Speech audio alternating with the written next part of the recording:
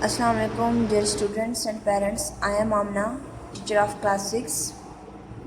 Dear students, आज का जो हमारा टॉपिक है बाब दोम ईमानियात और इबादत में से नमाज की अहमियत, फ़जीलत और फ़राइज़। सबसे पहले नमाज के मानी क्या हैं? नमाज के मानी बंदगी और आजिज़ी की है।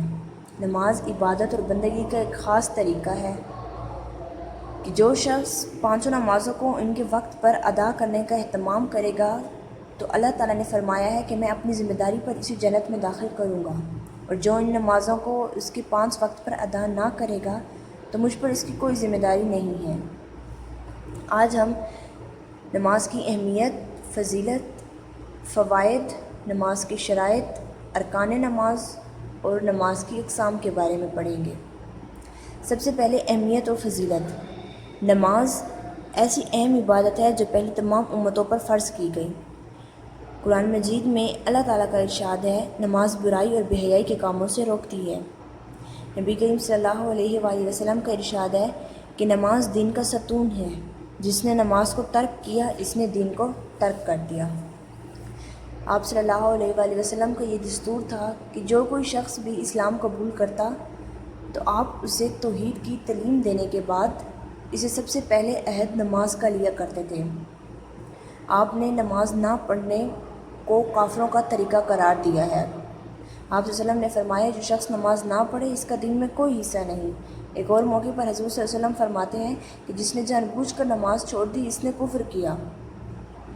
तो हमें चाहिए कि हम 5 वक्त नमाज को उसके मुकर्रर वक्त पर अदा करें और उनको अदा ना करके कुफ्र में शरीक ना हों।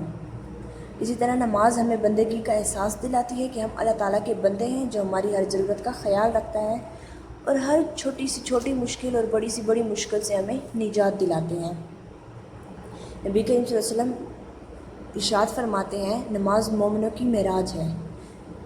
नमाज मोमिनों की मेराज है, इससे मुराद ये है कि नमाज पढ़ने से बंदा अल्लाह ताला के करीब हो जाता है और आला मकाम हासिल करता है। यानी नमाज इंसान का अल्लाह ताला से ताल्लुक़ गहरा करने का एक ज़रिया है। नबी करीम सल्लल्लाहु अलैहि वसल्लम ने इरशाद फरमाया कि अगर जो कोई नमाज को अच्छी तरह और पाबंदी से अदा करे तो नमाज इसके लिए क़यामत के दिन नूर होगी, ईमान और इस्लाम की दलील होगी और निजात दिलाने का ज़रिया बनेगी। और जो कोई नमाज पाबंदी से अदा नहीं करेगा तो इसके लिए नमाज न नूर होगी, ना दलील बनेगी और ना निजात दिलाने का ज़रिया बनेगी। इस शख्स का हशर फ़िरऔन, हमान और उब्बी बिन खल्फ के साथ होगा। एक और जगह नबी करीम सल्लल्लाहु अलैहि वसल्लम इरशाद फरमाते हैं कि अगर जमात के साथ नमाज़ पढ़ने का सवाब अकेले पढ़ने से 27 गुना ज़्यादा है।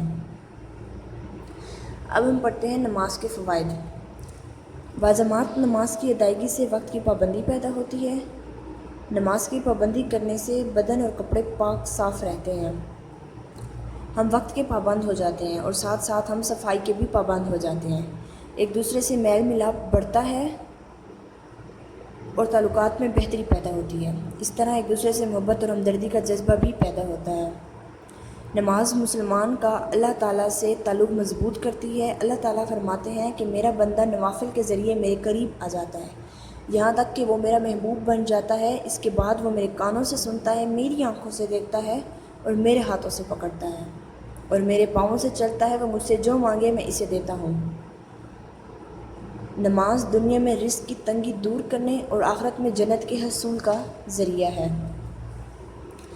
अब हम आगे पढ़ेंगे नमाज की शराइत कि नमाज की कितनी शराइत हैं। नमाज की 7 शराइत ऐसी हैं जिनका नमाज पढ़ने से पहले पूरा करना इंतहाई ज़रूरी है। इनको नमाज के फ़राइज़ भी कहा जाता है। नंबर 1 जिस्म का पाक होना, नंबर 2 कपड़ों का पाक होना, नंबर 3 जगह का पाक होना, सतर छुपाना, किबला रूह होना, नमाज का वक्त होना, नमाज की नियत करना। आगे अरकान नमाज क्या हैं? नमाज के अंदर जिन अमाल का अदा करना फ़र्ज़ है वो अरकान नमाज कहलाते हैं। अरकान नमाज या अरकान फ़राइज़ नमाज की तादाद 6 हैं।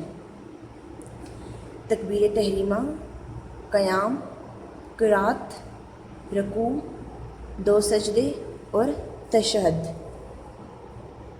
سطر چھپانے سے کیا مراد ہے؟ سطر چھپانے سے مراد یہ ہے کہ مرد کو ناف سے لے کر گھٹنوں تک لباس سے جسم کا چھپانا فرض ہے۔ اس فرض کو پورا کرنا نماز سے باہر بھی ہے۔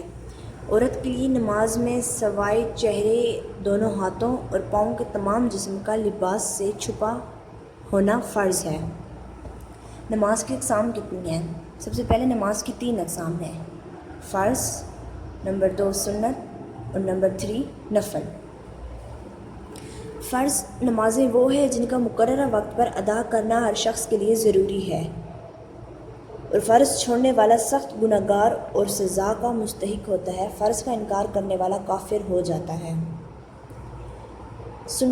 سنت وہ نماز ہے جو رسول اللہ صلی اللہ علیہ وآلہ وسلم نے فرضوں کے علاوہ پڑھی یا پڑھنے کا حکم فرمایا۔ 5 نمازوں میں فرضوں سے پہلے اور بعد میں کچھ سنت رکعتیں ہیں۔ جو سنت رکعتیں آپ صلی اللہ علیہ وآلہ وسلم نے ہمیشہ ادا کی وہ سنت مؤکدہ کہلاتی ہیں، اور جن سنت رکعتوں کو آپ صلی اللہ علیہ وآلہ وسلم نے کبھی ادا کیا اور کبھی چھوڑ دیا، ایسی رکعتیں سنت غیر مؤکدہ کہلاتی ہیں۔ سنت مؤکدہ اور غیر مؤکدہ ادا کرنے سے ثواب ملتا ہے۔ سنت مؤکدہ ادا نہ کرنے سے گناہ ہوتا ہے، جبکہ سنت غیر مؤکدہ ادا نہ کرنے سے گناہ نہیں ہوتا۔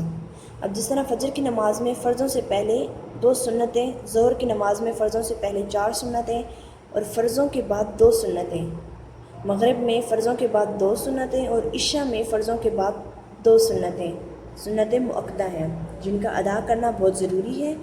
5 نمازوں میں سنت مؤکدہ کی تعداد 12 ہے۔ نفل وہ نماز ہے جس کے پڑھنے سے ثواب ملتا ہے اور نہ پڑھنے سے گناہ نہیں ہوتا۔ نوافل ادا کرنے سے بندے کو اللہ تعالیٰ کا قرب اور رضا حاصل ہوتی ہے۔ اللہ تعالیٰ کی طرف سے فرض نمازوں کی تعداد اور وقت مقرر ہیں، لیکن نوافل میں اس طرح کی کوئی پابندی نہیں۔ البتہ کچھ اوقات ایسے ہیں جب نوافل بھی پڑھنے کی اجازت نہیں، مثلا سورج کے طلوع اور غروب کے وقت اور زوال کے وقت کوئی نماز ادا